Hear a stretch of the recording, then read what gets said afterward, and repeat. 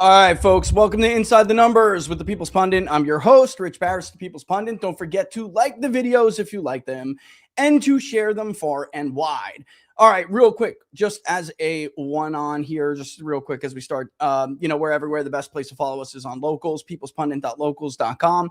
That's the only place I've really pushed it or even showed the link to people for pre-order. But amazingly, and thank you to everybody who did it, the new upcoming book is #1 already on Amazon's hot new releases. So that was completely unexpected. Burn It Down is up there. If you guys, it's up for pre-order. Obviously, it's not out yet, but you can pre-order it.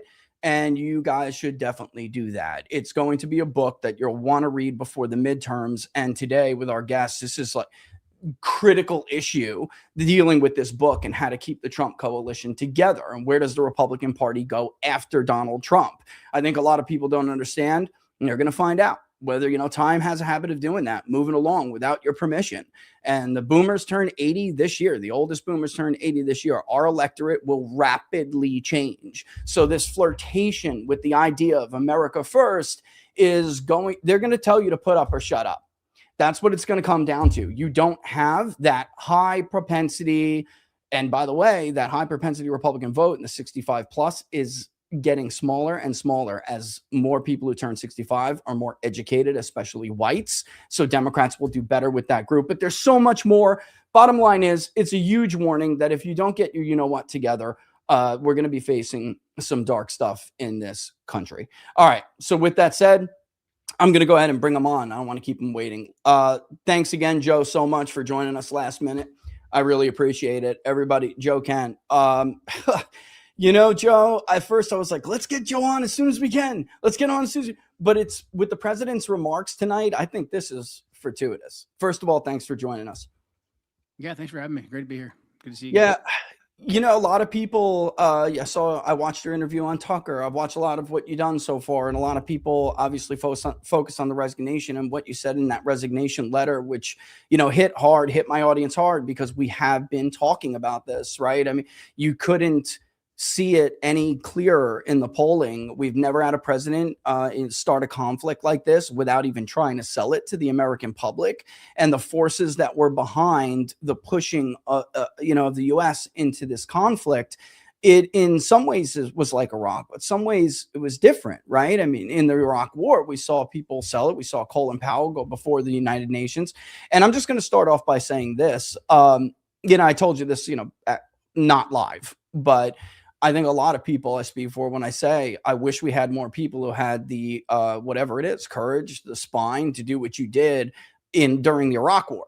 And maybe we wouldn't have had, the problems that we wound up having. And all these years later, 20 years later, you feel like we've learned, like, this is what first thing I want to ask you, because so many people say, how could we do this? How could we not have learned these lessons? In your experience, in your job, right? Do you think people learned their lesson? Do you think that's what happened here? People knew better and we still went forward anyway because the pressure was so great? Or do you feel like they just didn't learn their lessons at all? Curious what you think.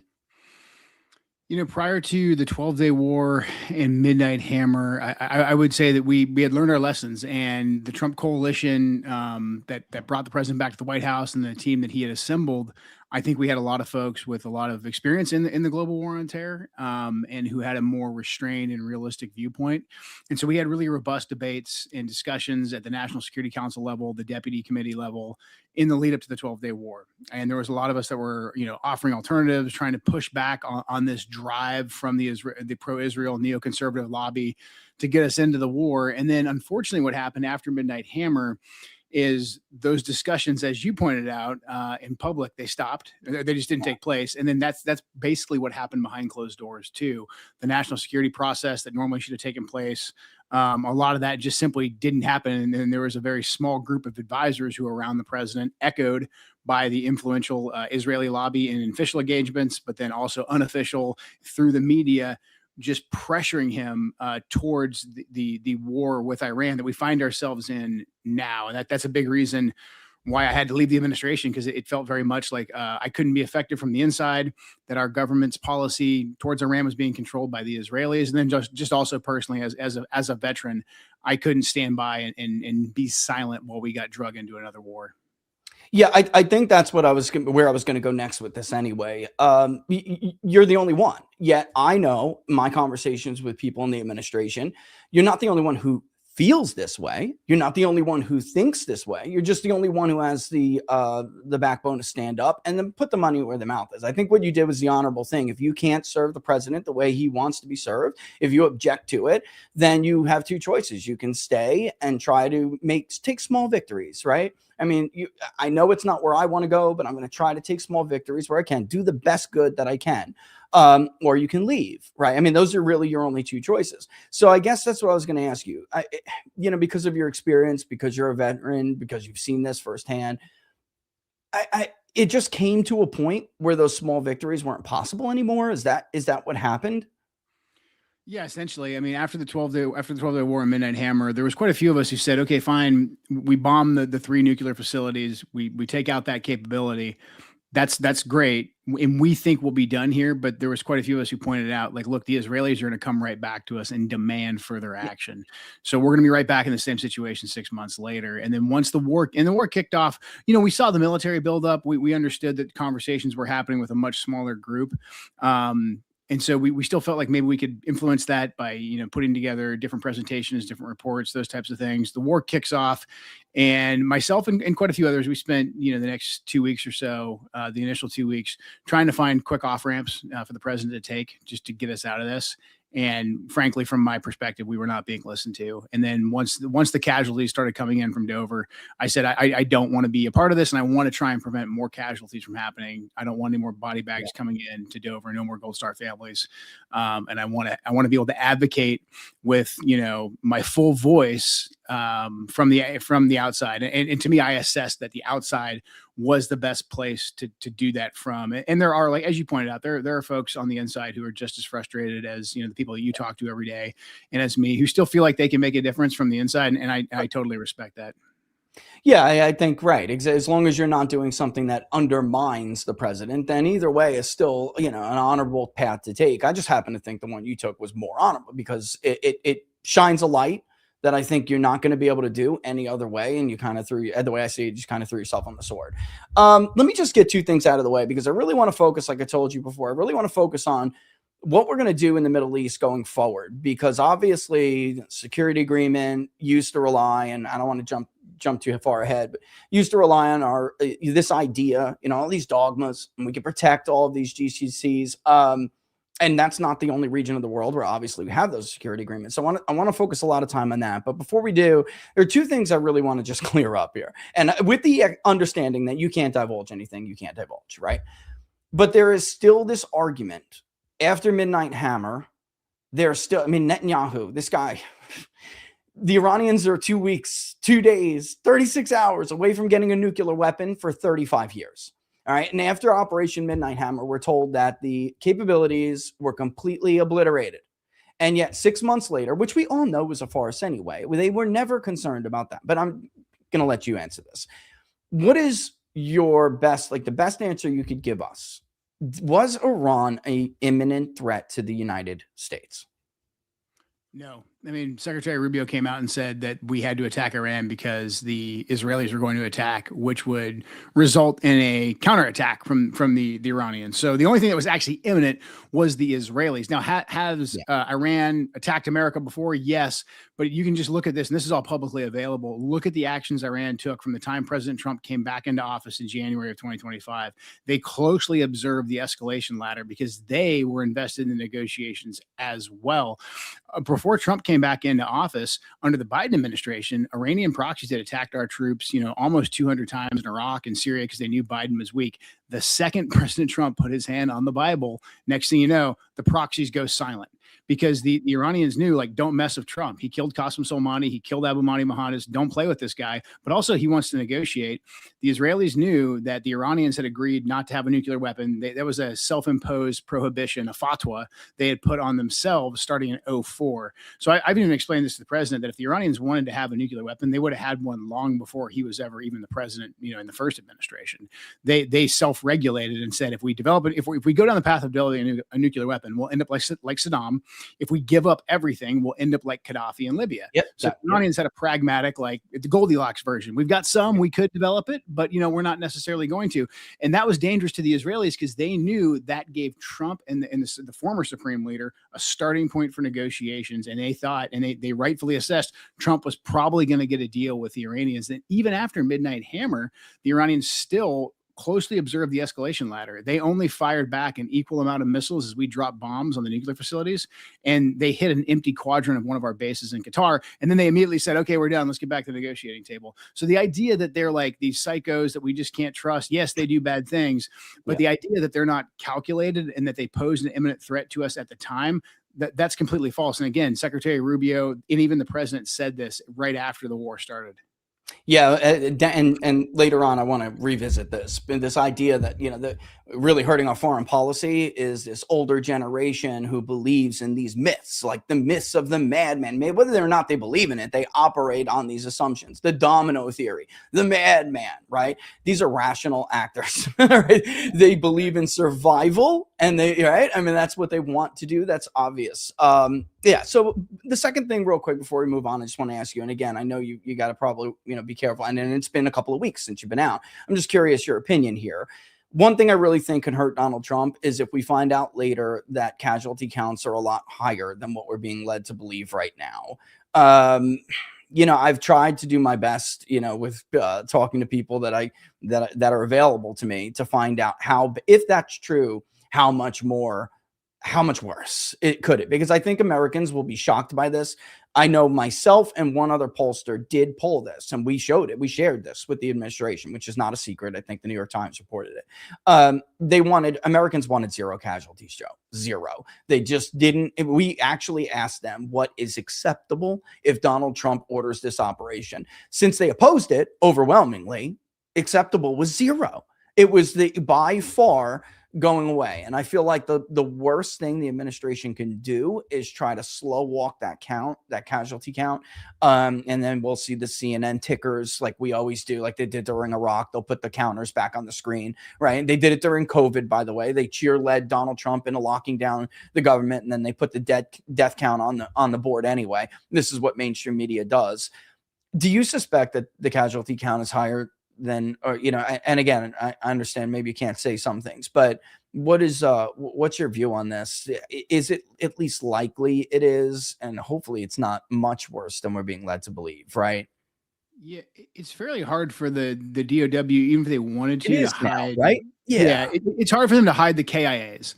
Now, when wounded and like, did they return to battle, and like severity, are these life-altering wounds? There's always going to be debates, there. And like the wounded number is really high, and we're lucky we have good force protection measures, and we have pretty advanced trauma surgery capabilities that saves a lot of lives. But the KIAs are really hard for the DOW to hide for any length of time, especially in the age of social media. Yeah. Okay. All right. That's good. That's good to hear. And that's look, times change, guys, it's just not the Vietnam era anymore, but the casualties you're saying still is, and that casualty, like KIA is one thing, but being wounded is obviously, it still is somewhat, you can obscure this a little bit. Am I gathering that correctly? Or not that I want to spend too much time on it. I'm just curious. I think it's just harder to gather because there is a wounded notification process for the families, but then like, I think nowadays, if the wounded person can talk on the phone and stuff like that, they're going to give them to the families. There's just not going to be as much like mystery around it necessarily. And then also too, like the people who get wounded and then return to duty, like most troops want to return to duty in some way, shape or form. It's kind of easy to obscure. And then later on, some of the wounds will manifest themselves, and they're much more serious than they seem. So I think that there's some play in the joints with WIA numbers and like how they get reported. But I think the KIA numbers, I think it's almost impossible for the DOW to mess with those. Right. Okay. And as far as what you just said, something that I think is one of the reasons why it bothers me, the misuse of troops bothers me so much, because as a soldier, you want to fight, especially if you're in certain roles. You get promoted faster. You want that. We're all a little crazy, right? That's kind of the point. And we should respect that, and be more and look at it with a little bit more look at our take our decisions a little bit more, not so lightly, which is what I think. I'm not saying the president didn't think about this. It's just we keep making these same mistakes over and over again. All right. Before we get into what I was saying before about where do we go now, I feel like a big obstacle is what I was just talking about. I'm curious about your experience. Is this something you run into a lot? Is this a I almost feel like we have a generational problem in this country. I don't almost. We do. We have a generational problem. We see it in the electorate, we see it in various forms of government, state, local even, and certainly at the federal level. And the blob is probably one of the worst places where this could be a problem. And DC loves academia, folks, except for foreign policy, right? And it's like all of the academics are on one side. They're very much dominated by realism, and then you go to where you work, Joe, and they're dominated by these fictions and these views of the world that are just outdated is probably the best description. Also a little bit unrealistic is another one. Do you think how possible is it for us to turn this ship, this huge tanker, every time we make a mistake and we try to course correct, how difficult is it for us to right that ship with these divides, right, entrenched in the bureaucracy? I mean, it's really challenging, and this is something that the Israelis, I think, really exploited. They use their resources, their sympathetic folks in the media and think tank world to move the red line, like I talked about with President Trump, but then also just to kind of threat inflate and say, like, Iran is an imminent threat to us, etc. They're unreasonable. They're like crazy jihadis, just like ISIS was. Same thing you hear like about the domino theory and all these other dogmas that drove us into war. One of the big silver linings I see coming out of this, and I think we're going to go through a lot of pain to get to this silver lining, is I do believe, because the Iran war is going to have such consequences on the global energy markets, which all Americans will feel in some way, shape, or form eventually. I do think it's going to make people look more closely at this war than they did in the other wars in the past. I think the all-volunteer force that we had largely absorbed most of the costs of the last two, 3, 4 disastrous wars in the Middle East, and people didn't really feel that. But this one, with the Straits of Hormuz and the way Iran is playing their hand, I think everyone's going to feel this, and I hope it makes us actually examine, like, hey, what are we doing here? How did we get in this war? And I think now, like, the stigma has somewhat been broken. You have both sides of the aisle that are saying, like, what is going on with Israel influencing our foreign policy? I do think that's going to eventually, in the long run, and hopefully after minimal pain, but maybe a lot of pain, show that we need to find a more realistic foreign policy. Yeah, again, generational divide. We just actually polled this. We've been polling, the various forms of these questions. First one we put out publicly: do you think Israel has too much influence over our foreign policy? It's like yes, plus 30 or something. It's huge. And I think about it as a pollster 10 years ago, you just never would have gotten a number like that. So there are those changes, but you're going to have those entrenched people in government, in think tanks, and elsewhere. And it's what I suspected.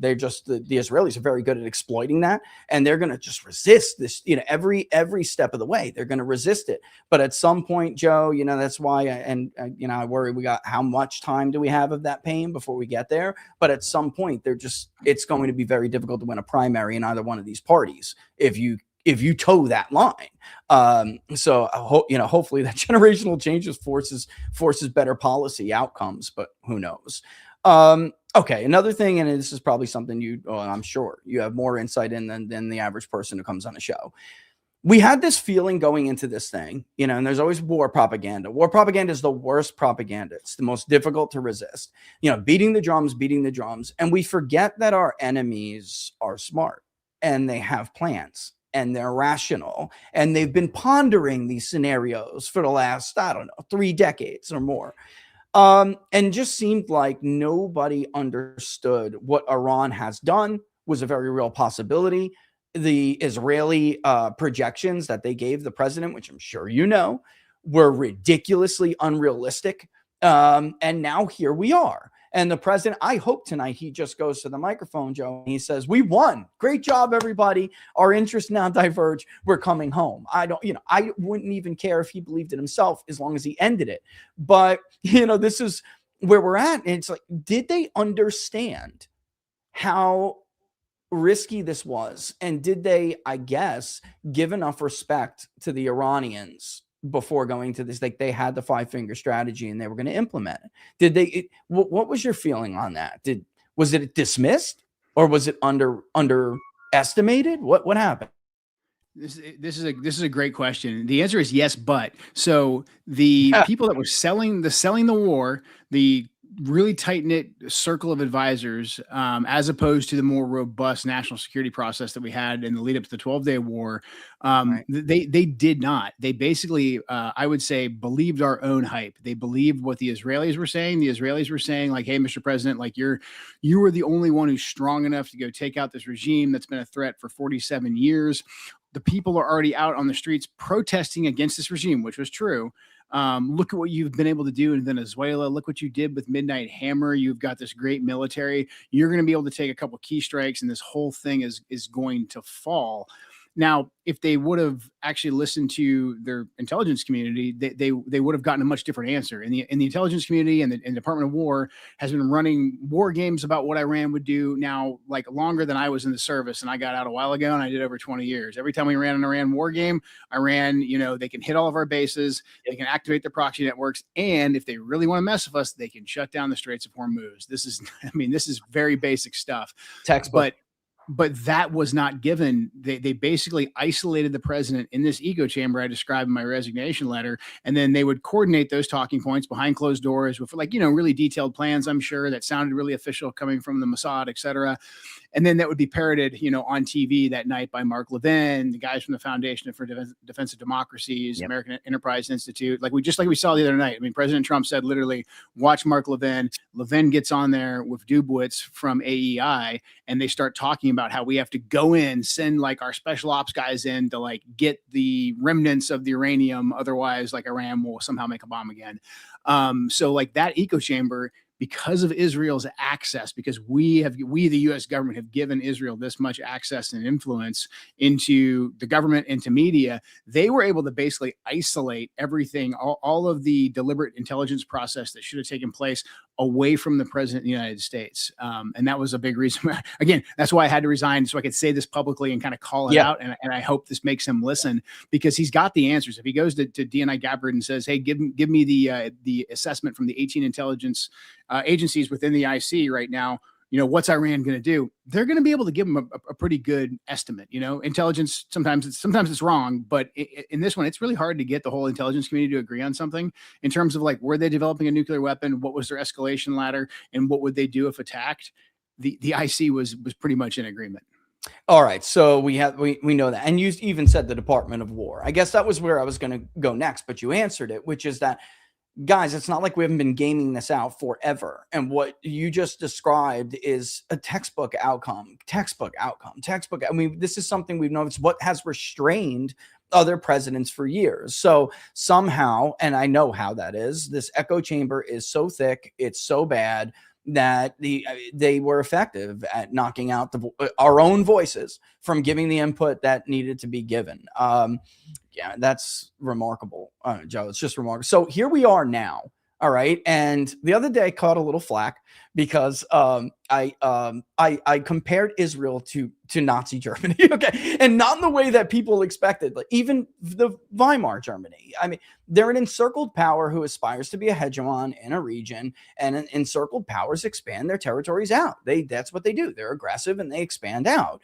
Our interest at this point, even when you lose people like Dinesh D'Souza, which I think, by the way, you have a hand in a lot of these people now starting to change their tune. There's just no way to dismiss or to overlook some of these very obvious objections in the beginning of the conflict and how things have come to fruition now.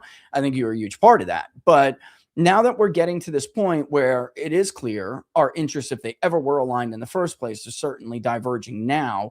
You've said on numerous interviews, which I keep hearing, we have to get the Israelis under control here, right? And I want to touch on that a little bit more. So the president may come out tonight, guys, and he may announce some kind of ground offensive. He could come out tonight and announce, guess what? Our interest I've heard both so far from people this morning. So the White House is very good at faking people out, at least. So I don't want to give anybody any information I really don't know. Yesterday, it did sound like the president was headed in that direction. But I think you're right. I mean, I guess my question is, they do need to get a hold of them, but how do they do that? How best do we get Israel under control so they just don't keep undermining everything the president does? Yeah, I mean, we hold the cards. We pay for Israel's defense, and so right now, the defense budget that we give Israel, all the aid that we give Israel, that we've plussed them up to the point where they can go on the offense. The Israelis have very limited strike capabilities within Iran without our support. We're giving them the support right now to go on the offense. So I personally think whatever plan President Trump comes up with, and I think I think he's very smart, and I think he's a smart enough guy to come up with a plan to get us out of Iran. However, if the first step isn't restraining the Israelis, his best plan will immediately be thwarted. And if it's not immediately thwarted, maybe the Israelis give them a couple months of breathing space. They are going to come right back again, just like we saw after Midnight Hammer. The Israelis' entire strategic goal here is to decapitate the entirety of the Iranian regime, which basically is almost a never-ending process, because the idea that if we just kill 10, 15, 20 layers of leadership, we're eventually going to get to like the Persian Thomas Jefferson, who's going to be like, sure, America and the West, I'll do whatever you guys want. Yeah. Like, that fantasy world doesn't exist. As a matter of fact, we're making it even worse. We killed off the supreme leader that had the prohibition on the nuclear weapons, et cetera. So I think President Trump can get us out of this. I think he could declare victory. I think there's a lot he could do in terms of like reintroducing a lot of the Iranian oil sanction free back onto the market that would sweeten the deal for the Iranians, kind of appeal to their rational side. But if he doesn't restrain the Israelis, we're going to see a rinse repeat of what we've seen over the last couple of weeks. Because even just go back 2 weeks ago, a week ago, President Trump was saying, hey, we're going to stop hitting Iranian energy targets and infrastructure because we want to get to the negotiating table. Within hours, you would see the Israelis come off the top rope and start bombing the very thing we said that we weren't going to bomb again. We've seen them deliberately target the negotiators that are at the table with us. I mean, Trump himself, a week ago said, I can't tell you guys who I'm negotiating with in Iran because I'm afraid they're going to get killed. I mean, killed by the Israelis, because that's what the Israelis are going to do. So I think in order to show the Iranians, and also to show the GCC countries that we are still serious about being a balancing power, we're serious about being a responsible partner, we've got to restrain the Israelis. The good news is we can totally do it. If we say to the Israelis, we're not funding this anymore, we'll help you with your defense, but if you keep messing around and you keep pursuing your strategic goals at the cost of our strategic goals, that's going to be on the chopping block too. Yeah, I'm tempted to ask what everyone's asking right now, which is, why doesn't he do this? Like, what is, and this is where the president's really suffering. And I worry he's got a stain on him that's going to politically be very hard to get off. The Bush administration, the first one, no, read my lips, no new taxes, right? Bush lied, people died. For Donald Trump, it's this idea now, between what happened with the Epstein files and now the Iran war, that, and I'm not saying it's true, guys. I'm just saying this is what we hear in polling all the time, that Donald Trump is basically a puppet instead of the other way around. And it's hard. You can't get into anyone else's mind, right? Nobody knows what's in someone's head or what's in somebody's heart, but you got to ask that question. Why doesn't he do it? And then after that, I do want to get into, even if he did do it, what does this world look like afterward anyway? Because I'm very worried we have weakened ourselves here. I mean, the idea, the security agreement, the pretext behind it is dead. It's done. We could not protect them. This is obvious now. What Iran did has damaged us. Joe, I don't say this, but it is what it is. Like, I don't know how you look at this any other way except for saying, like, Iran won this. They won this. Hands down, they won, because what they proved to neighboring countries is they can't protect you from us. And that obviously, which I'll get into in a second, has impact in other parts of the world, a negative one. But what do you think? Why is it he just doesn't do this? I mean, they're they're a country of 9 million people, Joe. Why doesn't he do this? That is the question. I still go back to the echo chamber around President Trump. I think he was just told, like, you're historic. You're the only one that can take out Iran. And I think he got fixated on that. And I think he got fixated on, hey, my military can fly, from Missouri all the way to these nuclear facilities, bomb them, be home by dinner. Delta Force can go snatch Maduro. Like, I'm kind of the man. I can make this happen. I think so. A combination of believing like our own hype, and then that echo chamber just telling him, like, you have to do this. No other president has been able to do it for 47 years. Only you. I understand there's like the Epstein files. I don't think are that significant with President Trump personally. Me either. Me either. I think if there's anything bad, it would have come out, like against Politically, like, it'd be, it'd be old news. But in terms of him, even the donor money, I mean, he got a lot of money from pro Israel donors, but he doesn't need to run again. So I think they did a very good job of just putting him in this echo chamber over and over again of how easy it's going to be, how historic it's going to be. And now he's trapped because, like you said, this is hard to walk back. I am hoping that, through what we're doing here and what others are doing in the pro MAGA sphere and telling him that, hey, you got really screwed, Mr. President. Like, you got sold the bill of goods. You got to wake up, start listening to your base again. I'm hoping he sticks his head up from that and is like, wow, the numbers don't lie, polling, but then also, like, in terms of the effect that this war is having on the price of the pump and all these things that matter very much to the base that I know he still feels very connected to. I'm hoping he gets rid of the people, or at least stops listening to the people who got us into the situation, and brings in the vice president and the DNI and others, and says, okay, guys, now where do we go from here? Because that's the hard part. To your other question, I mean, like, you're right. The Iranians, they're very smart, and Persia's always been an empire. And I think we did a bad job of assessing that and just saying, like, geography is hard to beat, and we usually don't beat geography. Like, look at Afghanistan, look at Iraq, and Iran is, the combination of the two on steroids. And then the security guarantees, you're right, 100%. Like, the whole deal around the security guarantees of the GCC, and even to a certain extent, the petrodollar, which our dollar, the reserve currency status, that's all tied to that. Right. That is very badly damaged, which again is why the president's got to come out, restrain the Israelis, get the Iranians to the negotiating table. I think there's a space here where a deal maker like President Trump, as long as he restrains the Israelis and says, you're not going to screw this up, you're back in your box, he could get the Iranians to the negotiating table and say, like, look, we get your energy sector back up and running. That's going to give you guys economic relief. We're going to treat you like a real country. We have some sort of mutual security pact. I think that's the only way out of this thing right now. And it's going to take a real Trumpian effort to get it done. Yeah, I'm listening to people like, who I respect, people like John Mearsheimer and others who were right, completely vindicated, by the way. I mean, your resignation letter was, it's obviously you have the politics of it, the news it made, but in foreign policy academia, you basically, it'll be a big deal for a long time, because you had guys who were brilliant and respected, like Stephen Walt and John Mearsheimer, who had written years ago about the Israel lobby and were, prevented from being provost at universities. And Mearsheimer has been publicly smeared as an anti-Semite for it, right? Even though it explicitly states in this book, which is the book I'm talking about, guys, that the Israel lobby that Joe was referring to isn't completely Jewish. I mean, it's a lot of American Christians of a certain sect, obviously Zionists, who have this relationship, this partnership, and they make this theopolitical marriage together. And they're, especially in Republican administrations, thanks to Ronald Reagan, they're very powerful. And those guys couldn't even have an honest conversation about that. And I think you vindicated them, Joe. I mean, did you even think about that when you wrote that? I'm just curious, but because I mean, in my field, it's a big deal. What you wrote is going to be cited. It's going to happen. Yeah, I mean, I read the Israel lobby, of course, when I was in college and just over the years, and I started seeing a lot of the stuff myself. But honestly, I didn't believe it was this influential and this impactful until I was in this position and watched it in real time. So, like, if you would have read me my resignation letter a year and a half, 2 years ago, I'd be like, I don't know. That sounds a little bit, maybe that's like half true.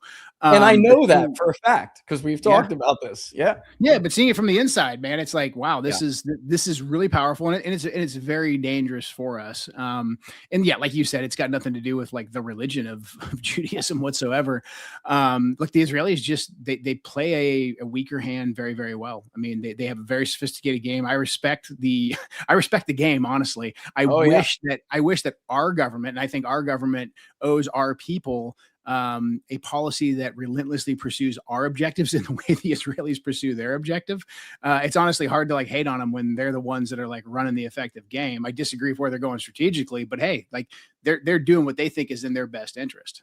Yeah, you can't blame them for that. In fact, that was the entire idea behind Donald Trump. That was the promise Yeah. of Donald Trump's campaign, and I think that's why this strikes so hard at the coalition, Yeah. because it's such an easy thing to mock now, Joe. It's Yep. such an easy thing to meme. It's such an easy thing to argue, and Democrats are doing a great job doing that. I'm curious what you think, though. Even if, let's say, I'm playing out a scenario here. He comes out tonight. He says our interests they're divergent interests. So we're going one way. Best of luck to you, Prime Minister. They get the Israelis under control, because I'm with you on this. We have all the cards here. I don't know what we're doing, but there are still going to be these lingering effects of what has transpired, right? So, in order to put the world, or the global order, because it is global, which I'm going to bring up in a second, in order to put the global order back together, I mean, I'm wondering if it even is possible, or if we've taken a hit regardless in terms of relative power. I'll show this headline real quick. Here's Japan, which, by the way, I'm all for, and I'm all for even a reduced presence in the Middle East, or at least a reduced role. I'm all for that. But I wanted to do it on our terms, So here we have, for people who are just listening and don't see, Japan deploys its first long-range missiles. And if you read the ABC article, you'll see this has been a bit of a movement in Japan for a while. Post-World War II global order, they can't militarize. The Germans can't militarize, right? So we have all of this protectionist policy. We protect our allies. We guarantee their security. And then, so when Joe and I say security agreement, that's what we're talking about. You don't have to build up your military, because we will protect you. Now, this is the other side of the world, Joe, but this is one where I'm curious if you're okay with this, which I'll just say I am, because we can't project power everywhere to the full extent as much as we'd like. And this is a sphere of influence I actually care about, right? Because we have China, which I believe is the real threat here in the future. I mean, is there a way to put this? I guess Pandora's out of the box, right? That's number one. And then I'll get to the second part of what I'm asking. But I mean, Pandora's been let out of the box. No, I mean, is there a way to really put this back? Big time. I mean, like that, like you said, I mean, the Iranians basically chipped away at the idea that we can provide security guarantees. So I do think, I mean, obviously the global world order is changing, but I don't think that's necessarily catastrophic by any means. This is where I do think, President Trump, he puts the Israelis in the box, gets to the Iranians, shows that we actually will negotiate in good faith, gets their energy sector, back in line, reintroduced to the world order, the world economy, reopens the Straits of Hormuz. I think we're going to be in a good spot. Like, China is emerging from this entire conflict by sitting back and literally doing nothing. They're coming out, I think the best. I mean, because basically now, yeah, the transactions for the Straits and Hormuz, the oil transactions, they're being settled in the yuan, not the dollar. That's actually what we should be really, really worried about. The damage this has done to the petrodollar, and China coming in and being like, we're the steady hand, we're the guys you can settle transactions with. We're not getting into this missile fight, whatever. We just want to do business. And then meanwhile, we had to move. I mean, how much combat power do we have to move out of the Pacific if we care about Taiwan and the chips, et cetera? We had to move all that combat power out of the Pacific into CENTCOM. Once again, I mean, CENTCOM, to me, if you care about great power competition, China, Russia, et cetera, CENTCOM is the quicksand that will just consume you and allow China to continue to gobble up resources and, again, relentlessly pursue their economic interests. So it's going to be really hard. And I think we're going to have to really rethink the way that we look at foreign policy. The idea that we can just go and literally kick anyone's ass who we think is a problem, like, we've got to just put that mentality behind us. And this is where I think Trump, in the first Trump administration, I really think he got that right. He showed he wasn't afraid to fight. He would take out ISIS and then say, let's get the heck out of there. He would take out Soleimani after he attacked us, but then say, I'm not going to war with Iran. That's just stupid. He knew better. And then he'd use diplomacy, he'd use sanctions, he'd use economic incentives.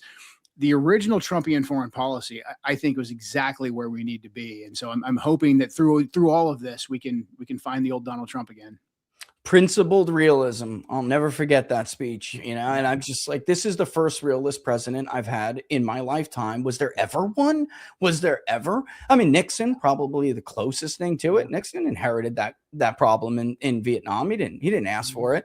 But the Chinese, over the last almost 3 decades now, especially, have gained all of this relative power without firing a single shot. Just watching us make one stupid mistake after another, right? And I guess how long do you think, and I don't know if you can speak to them, I'm sure you can, but I guess this is another one of my major concerns, the baiting and bleeding that has transpired in this conflict. How long is it going to be to recover from that? Right? I mean, we took from this one, we were robbing, what's that expression? I'm not Catholic anymore. Robbing Peter to pay Paul. Is that the expression? Right? So yeah, I mean, how long is it going to take before, and forget about the money and how much it's going to cost? I mean, what kind of time frame are we looking here to fix, to get back to just where we were before? Quite some time. I mean, I'm don't have access to classified information anymore, but if Yeah. you just look on the open source, like Yeah. our bases in the region took a serious beating. That's billions at least, if not more. And then like in terms of like how much have we depleted, our munitions, our magazines, all that type of stuff between this and Ukraine. I mean, we're able to produce, we're developed, industrious country, but man, this is not good. So it's going to take us quite some time. And I think even more than that, like the overall prestige that we once had, I think we've exposed ourselves in a way, and this war might just be the cherry on the top, and the GWAT was definitely part of it as well, that like, you can beat us by just not losing. Like if you wait us out, like you may run afoul of America. And maybe they can do some impressive tactical operations against you, but like if you endure, you'll win in the long run, and that's a major hit to our prestige. Yeah, that's it. I mean, that's what I was going to ask you next. I mean, do they even have to do anything? If you were China, you would just stay under the radar, be what you said before, just be the even hand, be the stabilizing power, the one who doesn't act recklessly, the one who doesn't do things when all of your allies are calling you and begging you not to do it. What was your, and you would know this. I mean, you had some, apparently I read in Axios, there were, some elements within Saudi Arabia who did press the president to take at least some action. But overall, in the region, do you think our allies wanted this conflict?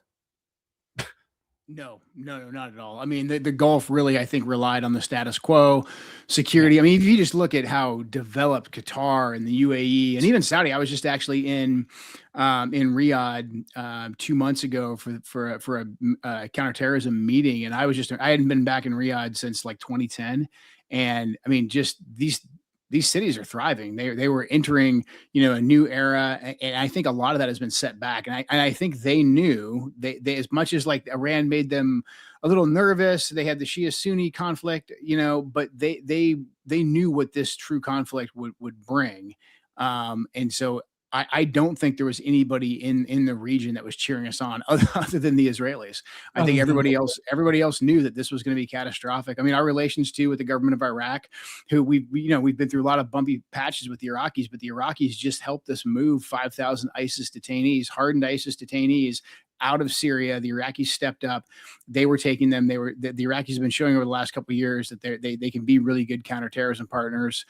We were trying to pressure them to do a little more with the proxies, but now, I mean, Iraq's turned back into a war zone. So I don't think we have any allies in the region other than the Israelis who truly wanted this. And again, the ramifications in terms of just the effects in the world economy. And then again, I mean, like they're going to look to China. I fear they're going to look to China, and like a lot of our prestige as the prime reserve currency holder, a lot of that's centered on the petrodollar. So there's a heck of a lot at stake right now. And our debt is the only reason why it's not a huge problem, ladies and gentlemen, is because of the petrodollar. That's why. I mean, otherwise, without that, we suddenly have to account for all of this money that we've borrowed. I know you got. I know it's 12:46. You had about 45 minutes. I guess the last thing I want to ask you real quick is, we just brought up before a little bit earlier, Japan, right? So if you look at it, if you're Iran, and you look at North Korea, Kim Jong-un is going to who, by the way, about to have some important meetings with the Chinese. He's at the point where he's now stable because he's got himself nuclear weapons and ICBMs, and he's going to start to liberalize his economy, but that was the carrot, folks, for Donald Trump trying to bring him to the table. That was his entire carrot. I will turn your economy into a gold mine, and you'll go down as a hero, right? So that's not necessary. He doesn't need us for that anymore. So if you're Iran, maybe you're obviously not going to do it in the near term because you can't, and Donald Trump is still the president, so you'd be worried too. But is this not a clear signal to Iran? You better build a bomb as quick as you can. Yeah. What's the lesson here? Yeah, we've kind of created a self-fulfilling prophecy, right? I mean, Of course. so there's always been a tension inside of Iran between like the moderates and regardless of the rhetoric the former supreme leader used, he was relatively moderate. Again, he's the reason why they didn't have a nuclear bomb. He put the prohibition on it. He had a pragmatic strategy. However, he's always been at odds with the Revolutionary Guards Corps and a lot of the other ayatollahs, to include his own son. His own son, by all estimates, is much more hardline than his father. Killing his father, by us and the Israelis obviously didn't moderate him any.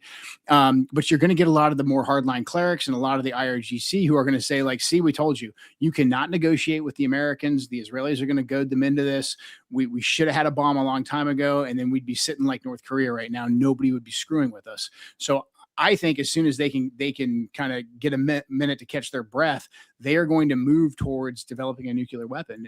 They're still going to be a long ways away from being able to do that because of the damage that's been done to their program. But look, these are smart people. They're industrious people. They're also a wealthy country. Could they purchase a nuclear weapon?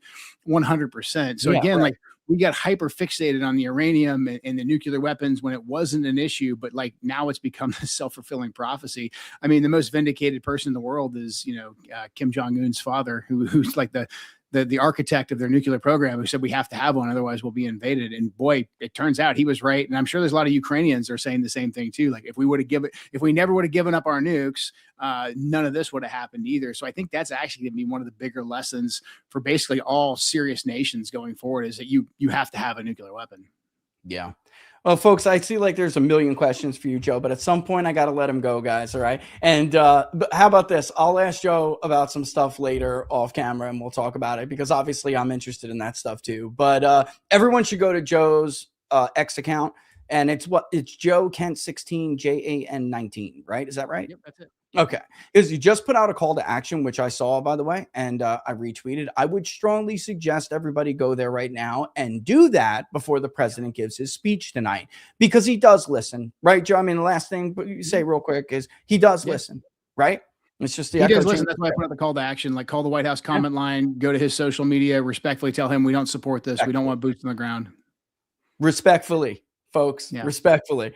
All right. Thanks so much, Joe. I really appreciate you coming by and giving us so much time. Again, thank you for everything you've done and have tried to do. And, best of luck to you. I'll see you soon, brother. Absolutely. Great chatting with you. Thank you. Thanks, Joe. All the best. Joe Kent, ladies and gentlemen. Look, like I said, go to, it's Joe Kent, Joe Kent 16 JAN 19. You'll see the call to action there. I see like the million questions. And like I said, I'll talk to him about it. What my thinking was here, you had a lot of people ask Joe about Charlie. You had a lot of people spend a lot of time in the resignation. Obviously, have to touch on the Israeli lobby, obviously. If I had another hour with him, I could have fit it all into that hour, including the Cash Patel stuff. But I'll chat with Joe about that when we can. What I'm most concerned about, what I wanted to talk to Joe about, because in his role, and because of course he had technically two roles, in this administration, in this role overall, in this capacity, he saw, I think, with a unique perspective, we have a real problem here.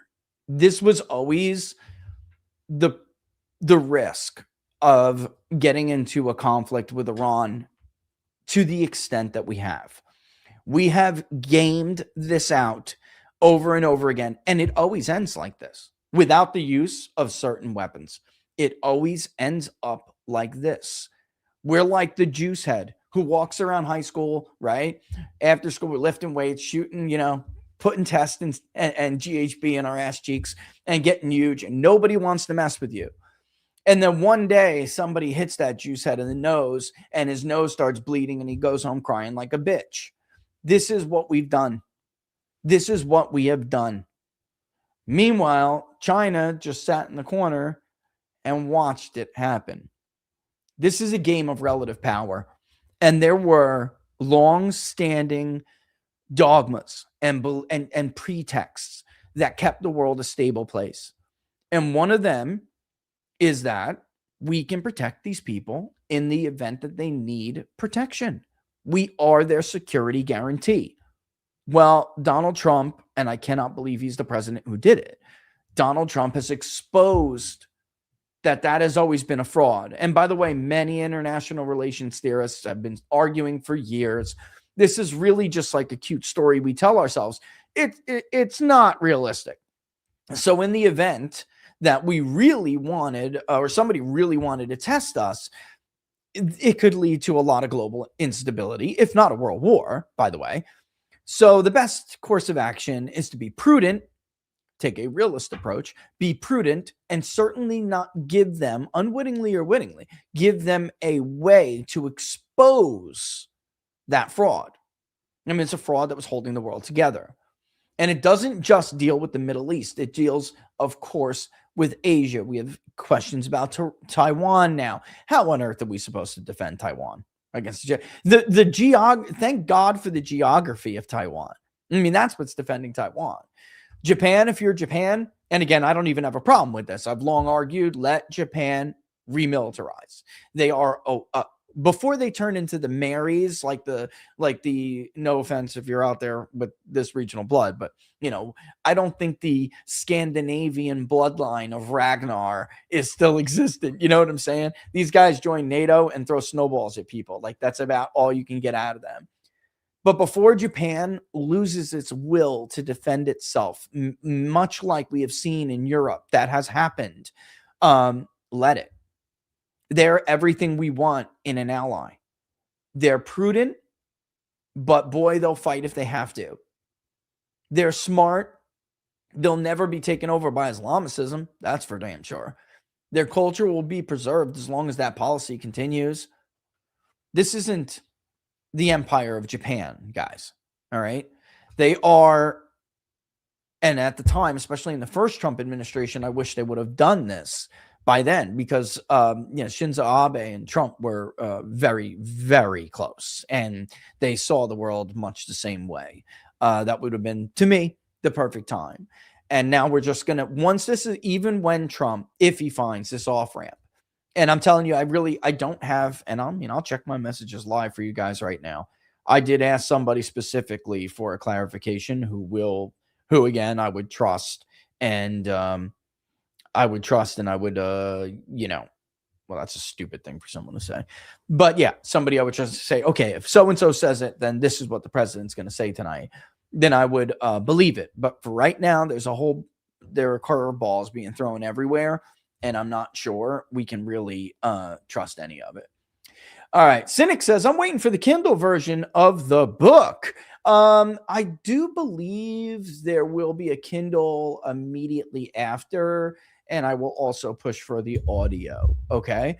Yeah, guys. I mean, the link's not in the description, but I'll throw it in to the chats if you guys want. Locals, I know you got it, but bear with me. I'm just going on a chat round.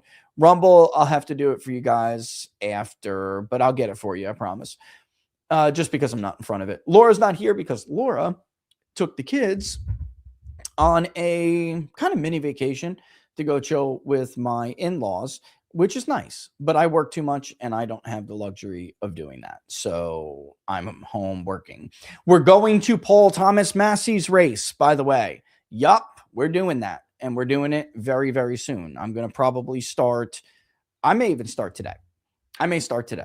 And why? Because it's a district, and I don't want to give away too many things that are proprietary about how we collect data. But look, we have tools I don't think other pollsters have.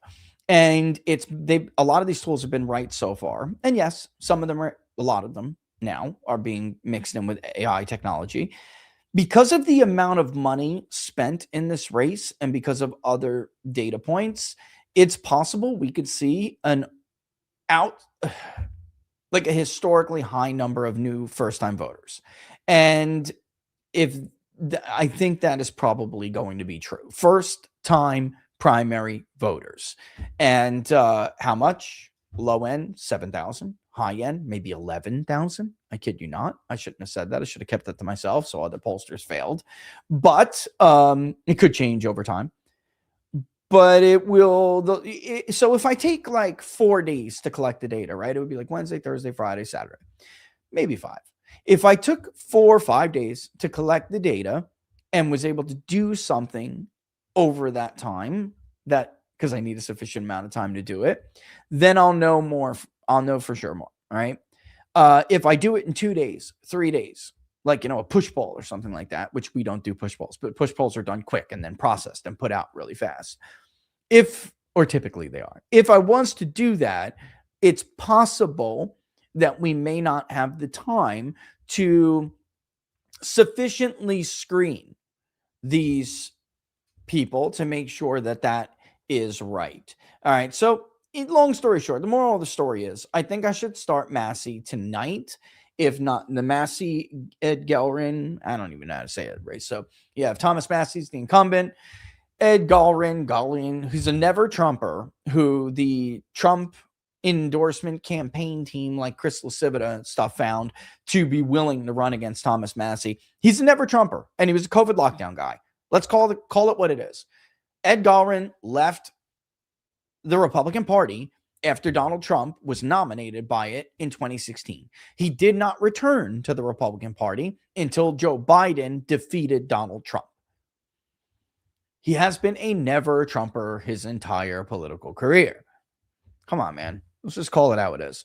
Now, Thomas Massey's not exactly a Trumper either, but it's a proxy fight. It is. It's a proxy fight between like OG MAGA and then now, which is now more like America First. And I'm not sure Thomas Massey's the best person to be that proxy fight. I'm not. I'm just. Why? Because there are so many other things. You guys know. We've talked about this before. I like Thomas Massey as a man. I think he's a nice man. But as a politician, I think he's a little bit self-aggrandizing. But aren't all politicians? Aren't they all? Right? But I do think that without him, why would you? It's just another. We don't need another neocon in Congress. So I do think that it's like somebody who has restraint and has tried to hold, and I think it's an important role he serves. Immigration, in my own view, he's terrible, but he serves a role which is on some of these issues, on accountability specifically, on foreign policy specifically, on a lot of stuff. COVID, he holds the party's feet to the fire. And since there's no more MTG, there's no more Matt Gaetz, Lauren Boebert's probably going to be defeated. I hate to say that, Lauren, come on. Sorry, girl. You're in a tough race. You know it. Nancy Mace is running, and Nancy has gotten more based over the years. She wasn't always based. Then you'll have like Anna Paula Luna, who's not even as based as like an MTG. Like there's going to be no lane there. And you have so many retirements. I think we're up to what, 38 now? Yeah, 36, 38. Most in like 100 years. So there you have it. So it is what it is. So we'll see. I do think it's a proxy fight. I wouldn't say that, Massey's the best person to be that proxy fighter, but, they spent $25 million. By the way, Miriam Adelson, speaking of the Israel lobby, Miriam Adelson, 25, initially 20, then another $5 million to defeat Thomas Massey. Unbelievable waste of resources. Let me just say this. In an election season where Republicans are likely to get curb stomped like a bunch of like bitches, they needed every dollar to spend on like, you're just going to throw away my state? You got a bad candidate. You're just going to throw away $150 million in Texas to try to defend John Cornyn. You're going to throw away $35 million in South Carolina to defend Lindsey Graham. You're going to throw away $25 million to defeat Thomas Massey for a rhino never Trumper who hates Trump's guts anyway. Do some basic arithmetic of how much money just came out of my mouth. How much do you think that could help Michael Whatley in North Carolina? Or eventually Mike Collins, it looks like, in Georgia against John Ossoff, who's going to be incredibly difficult to beat. Mike Rogers is probably cooked. Let's just call it. I mean, if you can't win a Senate race with Donald Trump on the ballot in Michigan, then take your little cute polls +2 and stick them where the sun don't shine, because you couldn't even run alongside Donald Trump in Oakland County. You're never going to get the votes out of Saginaw and Monroe and Macomb. It's just not going to happen. Give me a break. It being April Fool's Day, I expected you to have a cardboard cutout of Joe Kent. Glad to see him on the show. How funny would that have been if I was just like, everybody, Joe Kent. And I went like, wait a minute. Do I have it? Hold on one second. Hold on, dude. Hold on. It's not a cardboard cutout, but it would be funny if I was just like, oh, I don't have it anymore. I'm sorry, guys. I don't. I got rid of it. I did have like a cutout of Joe Kent. How funny would it have been if I was just like, all right, everyone, it is the former director of the National Counterterrorism Center, Joe Kent. By the way, did I cite his title when he came on? I don't think it did. Because I'm like, if you know someone public, like personally, you're just like, oh, it's my boy. Like you can agree or disagree with what Joe Kent did, but he did the honorable thing, as so many people did not do in the first Trump administration, especially the neocons. They much smarter this time. They kept their masks on and they co-opted the movement. In the first administration, they did. They were pretty outward, like, I hate Donald Trump and I hate MAGA. And they only lied to get some kind of a role in his administration, and then they would undermine him. April 2018, the Situation Room. I don't think I've ever seen or heard of anything like that happen in the White House before, where Donald Trump basically came into the Situation Room, started cursing everybody out, called them all a bunch of, they were. He told them stop the war in Syria, which, by the way, they didn't. And that's why Joe's wife is no longer with us. Seriously. He wanted an exit plan for Afghanistan. Mad Dog, who hates being called Mad Dog, just totally ignored him. McMaster totally ignored him. They did. So you have two choices when you morally object the way that Joe did. You have three. You can stay, try to get those little victories. I was wrong about that before. You have three choices. You can stay and get those little victories. That's one. You can stay and undermine the president, which is what neocons do. That's two. And then your third is you can leave and speak freely about it, like Lou Elizondo did when he left the Defense Department, and we then discovered the existence of ATIP, the advanced aerospace, the UAP investigative unit. What does ATIP stand for? Somebody hit me up with that. ATIP. This is going to kill me now. Sorry, guys. I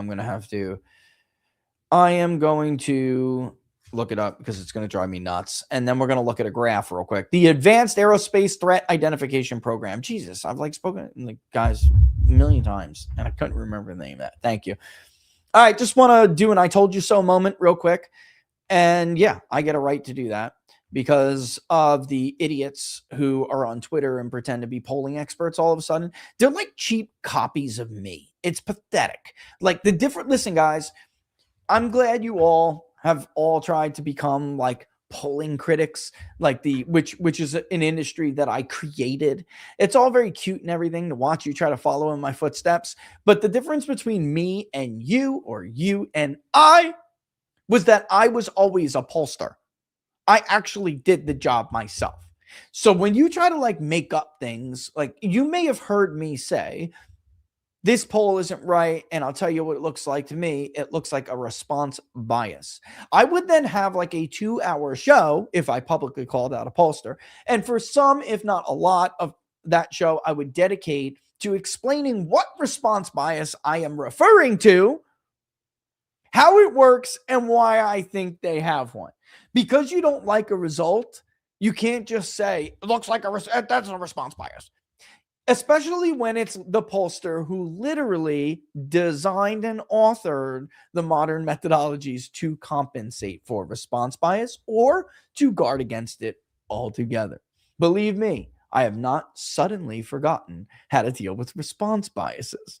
So if you're going to be a cheap copy of me, the least you can do is your homework and try to figure out which response bias you're even referring to.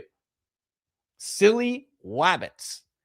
Here is the last benchmark poll that we put out. America First, MAGA exit drives a decline in Republican identification to the lowest level since January of 2022. By the way, we do have one more poll we're going to put out. It's I want to be fair to the president, although it will make him look like the Iran war was even dumber than you may think. Because if you just take a look at that trend real quick, you'll see. I know it's kind of blurred together. I guess we need to add. Can somebody add a padding CSS to that? Make a note of that, please. That's the problem. That's a padding issue. you'll see where it says State of the Union. That's the second to last event marker. After the State of the Union, Trump got a bump. He got a good bump. And I went on Charlie Kirk with Andrew Colvin, and we talked about it. I showed it, et cetera, et cetera. I'm going to go back and I'll show you guys that crosstab. All right. It was as high as 47%.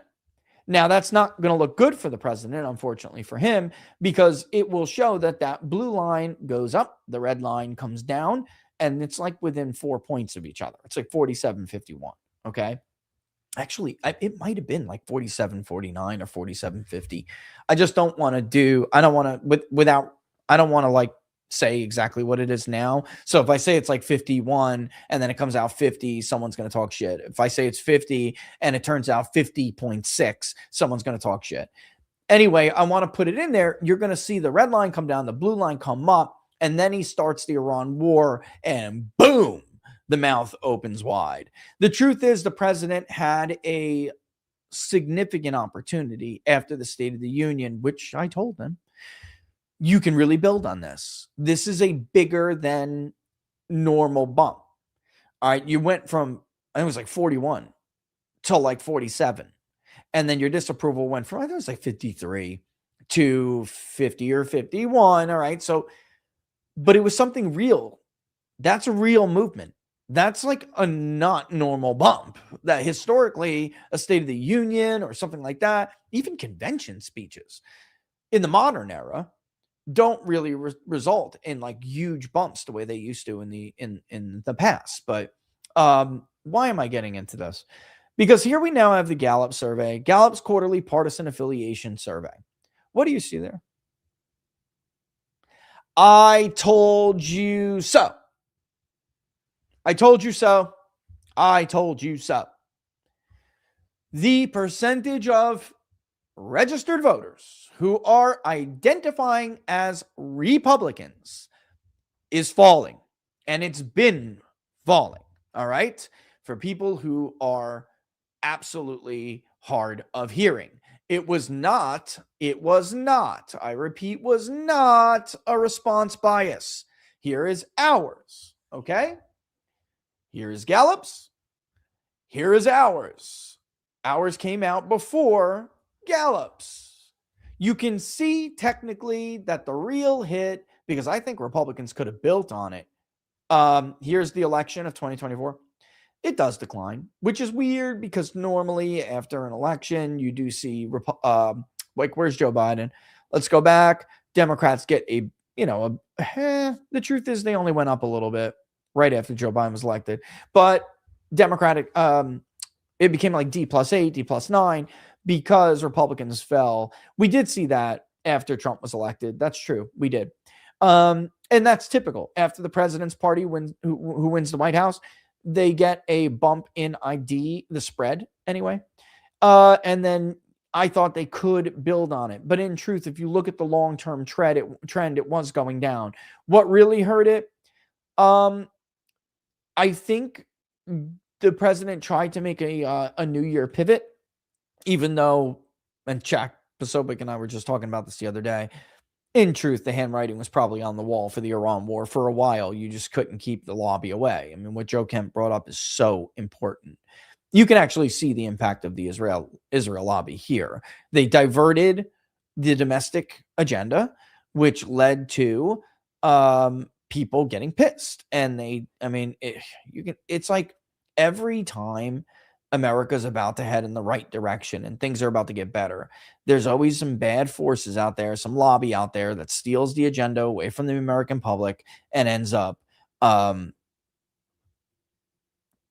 making fucking everything up, right? I mean, is there any nice way to say it? Look at that. My God. So in any event, the bottom line, why am I showing you this? Because this is real. Democrats have managed to basically tick up a little bit. Everyone should start to look at voter registration data now. I think we have been seeing it in polling data for a while.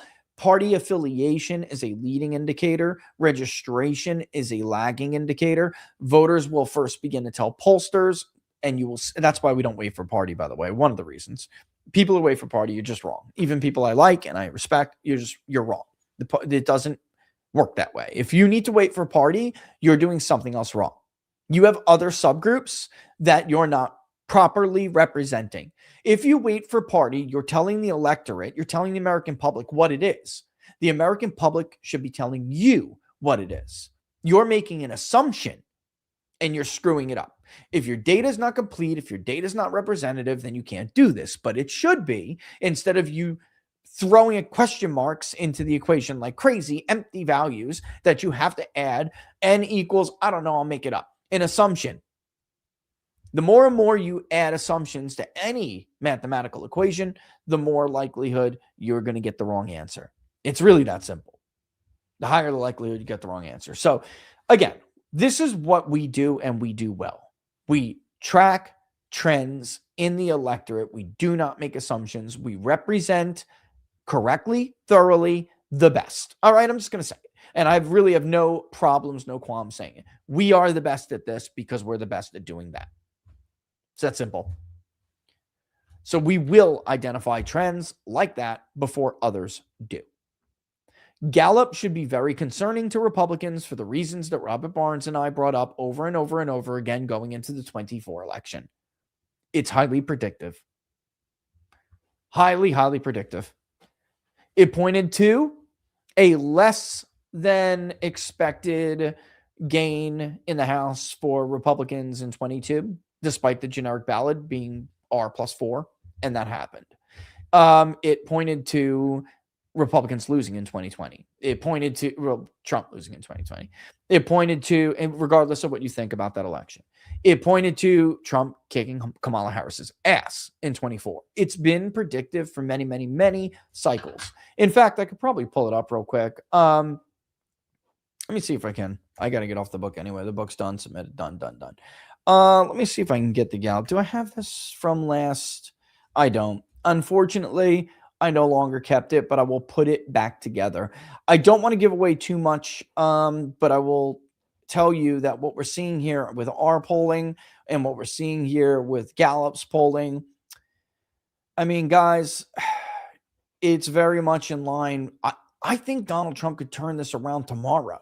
I think I could tell him exactly what to do to turn it around. I just think he's not going to, not sufficiently enough for some of the reasons that Joe Kent and I described.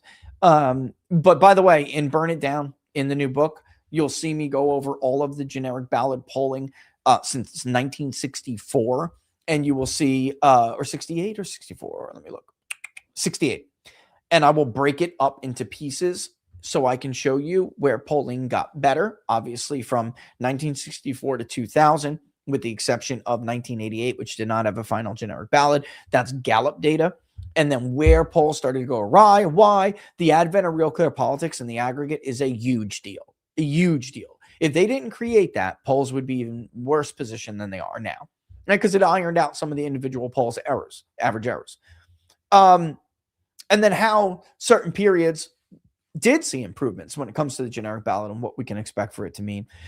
All the reason, by the way, I mean, the entire point of the book is that if Republicans do not give these voters what they want, they will get it, or they will at least get the promise of getting it from the left, which we do not believe will happen. And that will end up in widespread, imminent systemic collapse. That's the best. That's what we refer to it as. And that is what it is. And you're not special because you're an American and you live in the United States of America. If the government does not react to the wishes of the people in any measurable sense at all, it ends in disaster. And you will get a hard left turn, as you're getting right now. There it is. Whoops, I got to point that way. You'll get a hard left turn. Damn, Joshua, we better put this book out soon, boy. This is already happening.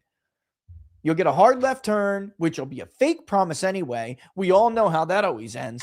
Pol Pot. And that'll be a wrap. This is my last attempt to convince the Republican boomer class, basically, that if you don't stop resisting this, you are condemning your grandchildren. You are condemning your children because it'll probably happen within their lifetimes. Not probably. You'll see. I just don't want to give too much away. You are condemning everybody so you can get a fucking Social Security check. and cheerlead for stupid wars on Fox News that we lose. Go get the book. It's important. And it's got to be, it's perfect timing because the midterms, either by then Donald Trump will have done what we have advised him to do, or he wouldn't. So it will be prescient no matter what. Because contrary to what some people may believe, I am still pretty much an optimist. Every day, I'm just built that way. God has built me this way. I'm not just going to roll over and quit. Probably why I don't like Zionism. You're not going to tell me you're going to do this. You're going to bring in the end of days. Why? Because you're too weak to deal with hard times. Christ said you would suffer. You follow me, you're going to suffer. Doesn't mean you stop fighting. Or you get this arrogant idea in your head, like liberals have when it comes to climate change, like they're going to somehow stop the climate from changing because they're going to force the planet to bend to their will. You're going to force God to bend to yours. Good luck, homies. Don't count me in. Oh, Lord. Should I play the crazy lady, guys? What do you think, locals? Should I play the crazy lady? You know the crazy lady I'm talking about. I put her up on locals the other day. It's like, Rich, why does the church have such a problem with recruiting new people? Gee, I don't know. Maybe it's a nutcase like this. You want to, and this is what I'm talking about when I say like, this is not just, it's unfair when you refer to the Israel lobby. It is unfair to just refer to like Israel and the Jews. Like that's not, I understand what people call organized Jewry. It's Christians. They're like many of these people, I would argue most of them are Christians. Max Blumenthal put up a poll the other day about how American Jews feel about the war in Iran. And it got me thinking. It made me curious. And I thought, we didn't even talk about religion. How did I not bring up religion in the poll? How did we not focus on that? And by the way, here it is right here. I can put it up right now. At the height of support for this conflict, which our benchmark poll was the highest level of support we found for the Iran war before, after, any time. It's already down again, which you'll see soon. At the height, though, what was it? Disapprove +9? Still, American Jews did not support this war. So, like, the lobby doesn't speak for American Jews because it's not all Jewish. It's filled with these fanatical Christian Zionists, these heretical, and I'm sorry, guys, if you're a Zionist and you're like, oh, well, this guy's calling me a heretic. Yeah, I am, because I got my soul I got to worry about, So don't take it personally, but like, I don't want my life review to be like where I'm halfway through and then like Jesus is showing me the life review and I'm like, damn, this isn't going well. I know where I'm going. I'm trying to avoid that. So, don't take it personally, but like, if it walks like heresy and it talks like heresy, it's heresy, homie. You feel me? Okay. So here's how American Jews feel about this war. And again, this is lower now. 39% supported it, 51% opposed it. All right. So that's interesting to me. Right now, when I look, I can tell you right now, it's actually down 31 with American Jews. I think actually the rest of the electorate may have fallen by more, but it doesn't matter. They're like opposed plus, let me look. They're opposed plus 30. So like, opposition has risen 10 points. Support has fallen roughly 10 points. They're opposed plus 30. Now look over at Protestants and Catholics and other Christians like Baptists, Lutherans, Episcopalians, Methodists, Adventists, Presbyterians. Look at Eastern Orthodox, by the way. They're like, nah, no thank you. Why? Because they're anti-Zionist. And by the way, that's the most support you're going to find. Look at the LDS. Even Mormons are part of the Israel lobby. 100%. Glenn Beck. There you go. That's a prominent Christian Zionist Mormon right there. Glenn Beck. And I hate the word Mormon. Sorry. I put LDS in there. I put Mormon LDS. Gallup is the standard in this industry for so many things. They're the first ones, and everybody else goes. If you go look at exit polls, when you look at religion detail, if they reference Mormon, I mean, if they reference that religion at all, they're going to see Mormon. All right. It may say LDS in parentheses, but I got to stick with what is the standard in the industry. All right. So there you have it. I mean, it's just, I think it's important to point that out because I don't think it's fair to American Jews to put them all in that basket like that, or like you're like blaming them. And again, I'm not defending either. I'm just saying, like, let's put everything in its proper context. All right. All right. So you want me to play it? All right, I'll play it. I don't know if I can deal with the whole video though. All right. We have 8 minutes left. I don't know if I frankly can deal with the whole video, guys. I just don't know. It's so hard for me to listen to this woman. This is one of Donald Trump's, I swear to God, this is one of Donald Trump's advisors. I'll get her exact title. Hold on one second. Hold on. Oh, where are you? And by the way, I got to credit this guy, Cheberiki, man. I don't know. But in any event, he posted this video and he had said, it's a little ridiculous, like to be calling, and he memes the hell out of Israel is bad. Really, Netanyahu. Absolutely. Mir Sharma's right, but I'll get there. Give me a second. He said that it's really hard to be serious and call, the Iranians fanatical when this is one of your advisors. I mean, like, she's on the prayer to, what do they call? I don't even honestly take those people that serious. The Catholic got in trouble on it. She's pretty. I can't remember her name. They want her fired from it because, guys know what I'm talking about? I'm sure you do. But they wanted her fired because she's not a Zionist. And like this woman is the one who's leading the charge to have her thrown off of the White House Faith Advisory Committee, whatever. All right, I'll play it. All right, she is obnoxious. Okay, here we go. And strike and strike and strike and strike and strike and strike and strike and strike and strike until you have victory. For every enemy that is aligned against you, let there be that we would strike the ground, for you will give us victory, God. I hear a sound of abundance of rain. I hear a sound of victory. I hear a sound of shouting and singing. I hear a sound of victory. I hear a sound of an abundance of rain. I hear a sound of victory. I hear a sound of an abundance of rain. I hear a sound of victory. The Lord says it is done. The Lord says it is done. The Lord says it is done. I hear victory, victory, victory, victory in the quarters of heaven. In the quarters of heaven, victory, victory, victory, victory, victory, victory, victory. For angels are being released right now. Angels are being dispatched right now. Here it is. Here we go. Where's the snake? I don't know. For angels have even been dispatched from Africa right now. Africa right now. Africa right now. I just can't do it anymore, guys. I just can't do it anymore. All right. Well, first of all, and I do know whether like people who speak in tongues, and I love them, and they're good people, and whatever.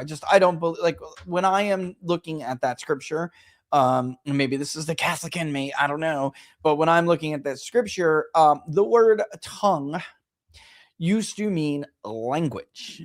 So the apostles or the disciples were speaking in different tongues, yet everyone understood them, means that Peter was speaking in Greek, even though he didn't know Greek, yet John understood him. And John was speaking in Sumerian, even though he didn't know Sumerian, and Peter understood him. Like, you speak my native tongue?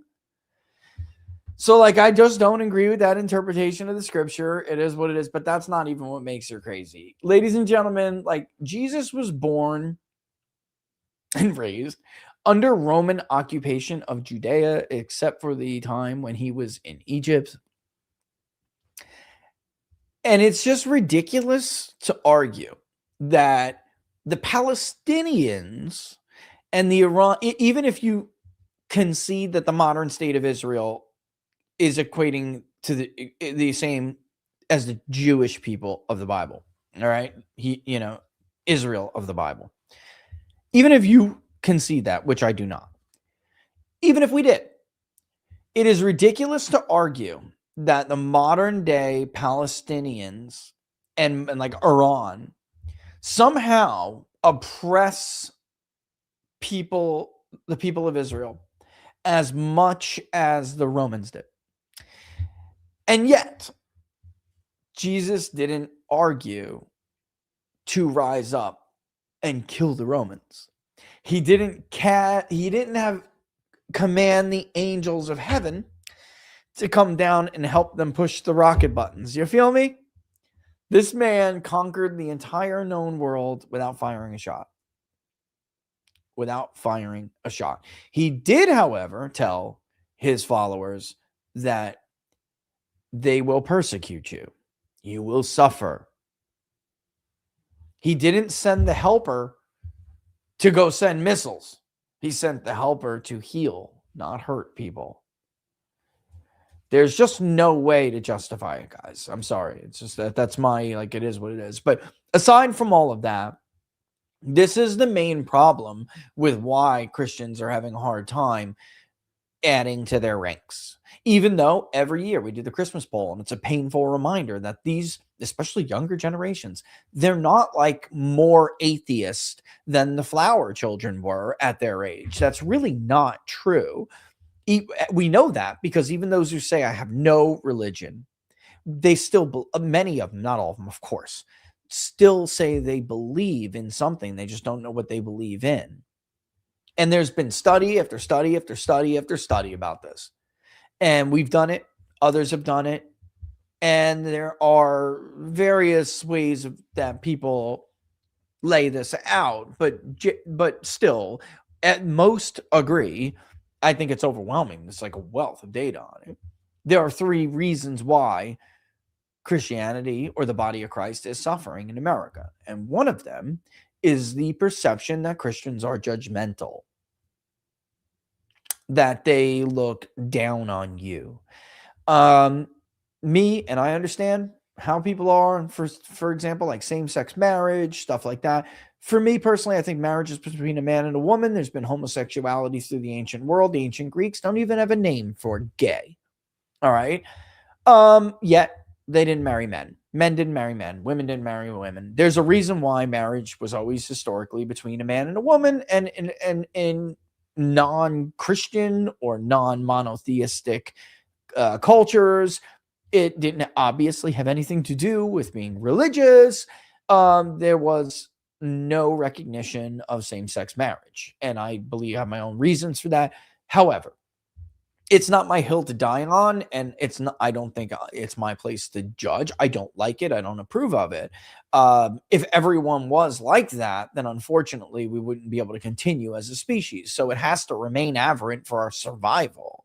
But I don't think it's my responsibility. And I have plenty of gay friends. I have plenty of gay family members, and I grew up with them. So like for me, it's just not my hill to die on. But in other areas of the country, and especially in sects of Christianity, including my own, it is frowned upon, and it is looked at badly. And like that perception, that Christians are judgmental, and let me put it this way, that they judge when it's like God's place to judge, not theirs, is a major problem. 2, which is very closely linked with number 1, Christians are hypocrites. They're hypocritical. Ironically, Christian Zionists, and I know you guys Zionists are going to shit out here, but it's true, so get over it. Christian Zionists had a huge impact on this.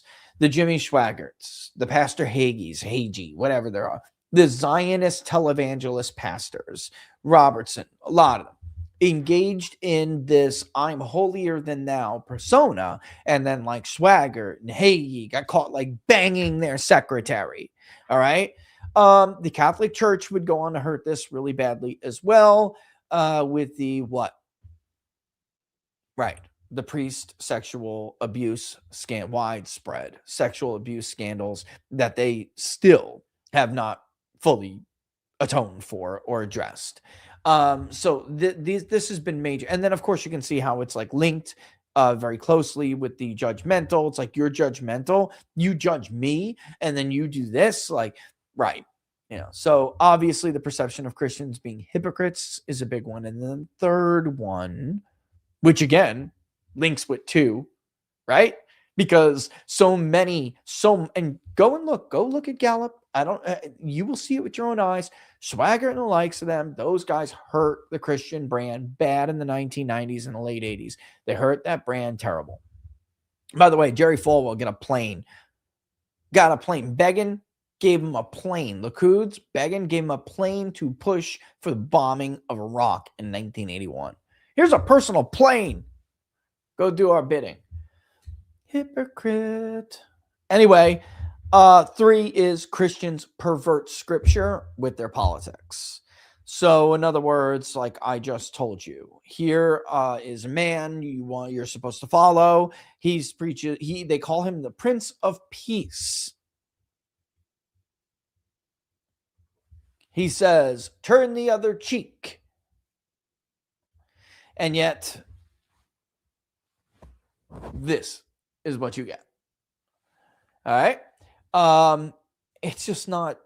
And Pastor Andy Stanley is right in his book, Irresistible. We're losing because we have like Jesus's message is already irresistible. If you just preached it as it was preached by him, you would have no problem. It would be irresistible and you'd grow, but you pervert it. And because you pervert it, you are in decline. So there you have it. All right. Angels. I mean, it's amazing. It's like if you just repeat something, like, what if I just, guys? What if I just, guys? What if I just, guys? What if I just, guys? What if I just, guys? I told you. Identification is not looking good for Republicans. Like, why do I feel like she just keeps repeating shit? Because she doesn't know what she's going to say after. Why do I feel like that's what's going on there? Oh my God. Anyway, that's my, that was the beginning of my I told you so moment. I friggin' told you so. Like, just don't bet against me, dude. It's not a good look. It's not going to work out well for you. So listen, for you impersonators out there and you interlopers, like, you got to wait for like 1 year where you just get me, where like, I'm just like totally wrong, because like, you know why you're going to continue to do this to yourselves? Because you don't actually do the job. You can't be me if you don't do my job, right? So when I went after, there's this piece with Bevan from Real Clear Politics the other day discussing, like, I was able to beat like Stu Rothenberg and Larry Sabato and all the other ones that lost their minds in that article in the Trump era because I did the job. Like, I could see they were wrong because I did the job, and I could like literally measure where their bias was. You can't do that because you're just like fake. You're a fake impersonator. You know? So I mean, it's just true. Like, you're never going to be able to do it.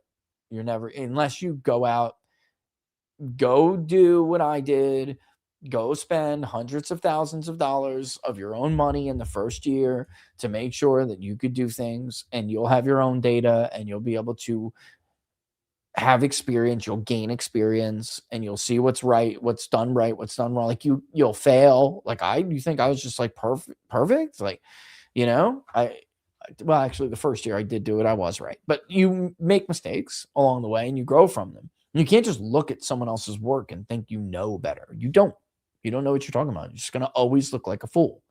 And the problem with being a shill in this business is that like election day is always going to come.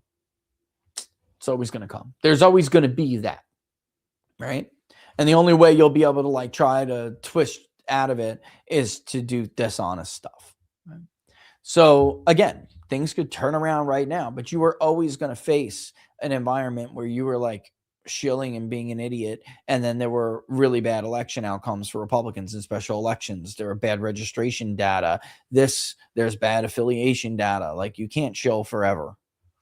Eventually, things like that happen. It's going to catch you. Like reality, like the great pollster Mark Penn once said, Reality always wins.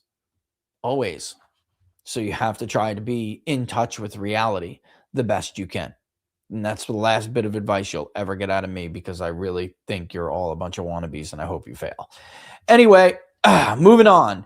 So with that in mind, again, we're going to go, well, yeah, I'm sorry. You're right. You guys are right. I did forget a couple of you. First line of Trump's speech tonight: I am the orange god of betrayal. Applause. Oh, God, JP. Wow. USA Now has an amazing meme. Oh, man. See, this is the problem. This is what I was talking about with Joe Kent. Let me put this on the screen. Yeah, that's exactly what I'm worried about. So I do think, like with Joe, I'm an eternal optimist, and I think if one person can do it, it's Donald Trump. I do. He's got to be the only guy with the balls to be able to do it. He's got to be the only guy with the balls who could do it.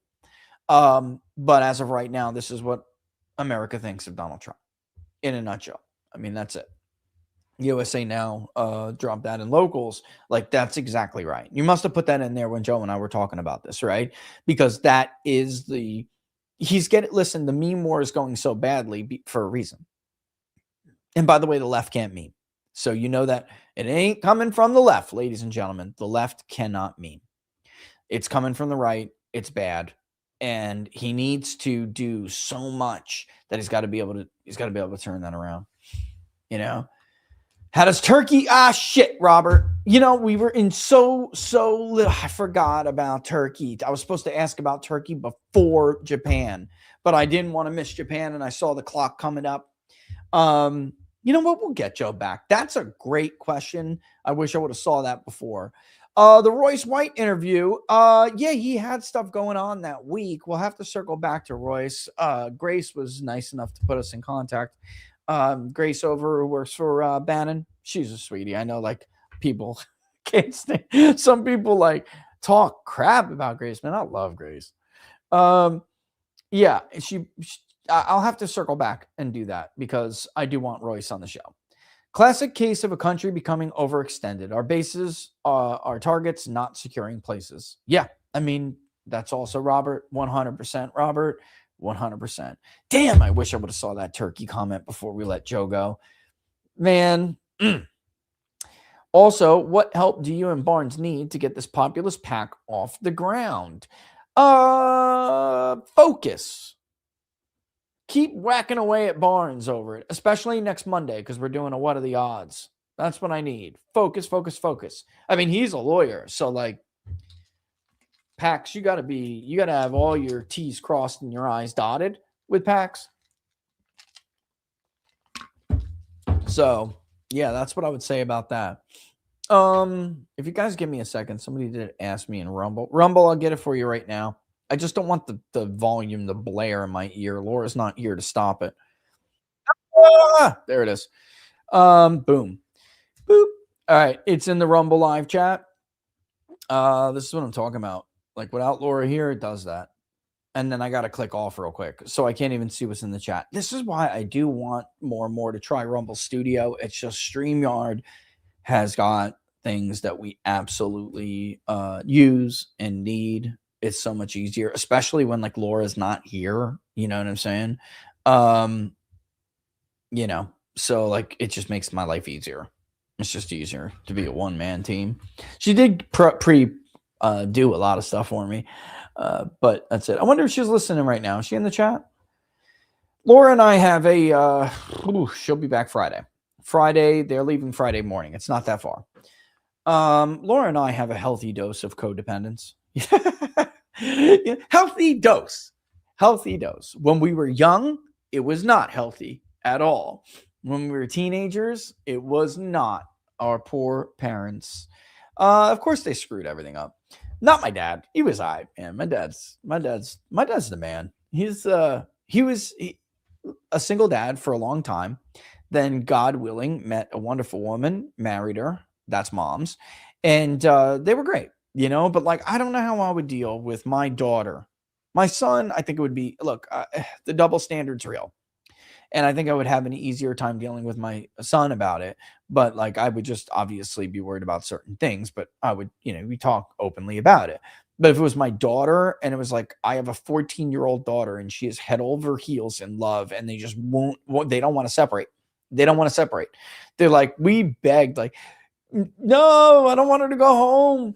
We'll sleep on the chair. We'll sleep in front of everybody. Like, we were ridiculous. And they'd be like, you have to go your separate ways, No, it was ridiculous. Oh yeah, it was Romeo Juliet shit. It was crazy.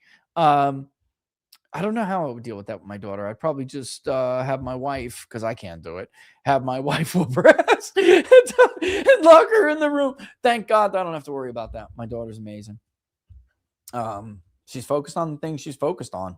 And she's got friends, not all of them, but she's got good friends, closest ones, that are focused on what they need to be focused on growing up, your dance and your studies and that, like, there's no room. Plus, guys, be honest. If you got young girls coming up and you're worried about you just be honest with them. The guys aren't worth it. They're just not worth it right now. And ladies, I'll tell you that right now too. If you're young and you maybe some, younger girls, I'll tell you right here. I'll tell you directly. Guys aren't worth it. Come back and get interested when they're 25 and they grow up. And they care about you. Sorry, guys. I'm sorry, guys. I know it's supposed to be bros before, but am I lying, guys? Do you really? No, you don't, right? So don't play with yourself. She's lying to you. Don't trick yourself, okay? She's lying to make you feel better. You don't know. All right? It's true, though. It's true. All right. I think that's about it. I think I got basically, I'll just check this one more time. Yeah, I'm good. All right, guys, we'll be back on Friday. I don't know about road rages in between. Maybe. I don't know. We'll see. Until Friday, I don't know. We'll start to peak at Kentucky 4. We're also going to be asking, I have some ideas for some new national stuff. Of course, we'll have to ask all of the tracking questions we always ask, but I had some new ideas that I think we have to do. What I'm waiting for is to hear what Trump's going to do here tonight. All right. I don't care if the guy comes out straight up delusional and it's like, we won. Great job, America. F yeah. Move on. I don't care as long as he does and gas doesn't hit $5 a gallon. I think the average right now is over $4. I don't know what you're talking about, but I'll look at it. What is that? What are you talking about? I don't know. Oh, did you watch it? I haven't seen it. That's what you're talking about. Ooh. I'll tell you what. There's like a new one or something? Yeah, Ticket Center. Look at that. Oh, wow. For real?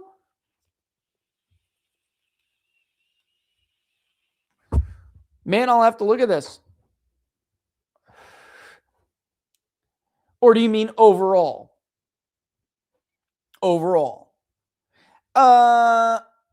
Yeah, I would like to see a new one that obviously isn't so I don't even think controversials. Android Lloyd Webber is but it is I would like to see I don't know. I don't know this one. I'm looking at it right now. Give me some time to check it out. I'll look it up. But overall, I am pro any humanity's attempt to bring the story of Jesus to people who don't know it. I'm pro that. There has been some like, what's his name, for instance, the rendition with, oh man, that's talk about heresy. Why do I want to say Robert Redford? It's not Robert Redford. The guy from Platoon. Somebody help me out here. The dude from Platoon. What's his name? Oh, help me out, locals. Come on, guys. The dude of 495 in Highlands County. Well, then crap, Saber. I'll be seeing it real soon. Damn, I just let them take the Wagoneer to South Carolina, Saber. Damn, that's going to be like $150 each way. I'm hitting, I have one of those years where everything's hitting me. The pool pump, which I fixed. Cost, I needed a new selenation thing. That was $1,000. So actually it was $1,295. The heater just has been a piece of shit from the beginning. Sorry, Hayward. Maybe you can fix it for me. The 1973 one is good, but what's the one? It's not the 1973 one. That's a good William Dafoe. Thank you, man. That, oh my God, like that. No, that's horrible. It's like the Dead Sea Scroll crackpot version, you know, which is just like not supported by any like serious scholar. But there actually is, I think it's the Gospel of Judas, I think, honestly, that does the William Dafoe thing. Yeah. And I mean, hello, the Gospel of Judas, which almost certainly wasn't written by Judas. Yeah, William Dafoe, guys. I mean, I would not suggest going and watching it, but it's no good. All right. Yeah, I guess at that point we'll kick off. We'll see what Donald Trump says today. Thank you for getting that, guys. Rufus and Awesome Amadius, Abyss, Void Chaos. You guys did come through. Ryan, Defoe. Yep, that's it. Oh my God, 1,300. The Chungster. Wow, I missed yours, Chungster. Yeah, the Spider-Man guy plays the Green Goblin. Yes, that's right. That's right. Yeah. By the way, Barnes is going to be doing, real quick, I'll give you guys a heads up now. Barnes is going to be doing another event in August. So I know a bunch of you guys did get tickets and went last time. So I'm just giving you guys a heads up now. I'm definitely going. That event last time was great. I'm going to come without a broken toe this time, which got infected. And thank God there was an awesome doctor in the I went with an infection, a broken bone infection for like 3 days and almost killed myself. What a wonderful doctor. She was like, what are you doing? You need to learn to take care of your body. I was like, well, I had a speech to give and, you know, I had things I got to do. And she's like, you could have died from this. Like, that's probably right. But yeah, and then probably wind up if we are there and I can grab some, I'll sign some, you know, get some of the copies of the books if possible. I don't want to promise that yet. I'm going to obviously bother the publisher as much as possible, or at least get your like names where I can send them to you. All right. Again, awesome. Let me put that up. #1 on hot new releases, man. That's amazing. Burn It Down. What the polls say young Americans really want. And that's really cool, guys. And I bottom of my heart, thank you. Keep it up, keep it up, keep it up. Share it, share it, share it. You know what I mean? Let's stay #1. I know that's going to be super hard, but let's stay #1. I didn't even try to push it, and it got there. And I'm going to start to now, obviously, but I'm very excited about that, guys. That's really cool. Love you all for it. All right, I will see you guys in a little bit. Well, like I said, I see the prayer things in there. Pray for tonight, you know, let's pray for sanity here, right? And thanks to Joe Kent for coming by and having a great conversation. That was amazing. All right, so nothing but love for you. As always, follow me. We're everywhere. Best place is on Locals, peoplespundit.locals.com. And don't forget about the gram. We hit the milestone, I think like 2 days ago. Let's keep going. If you don't follow me on my Instagram, it's at peoples_pundit. Link is in the description. And I will see you guys soon. Thanks, guys. All the best.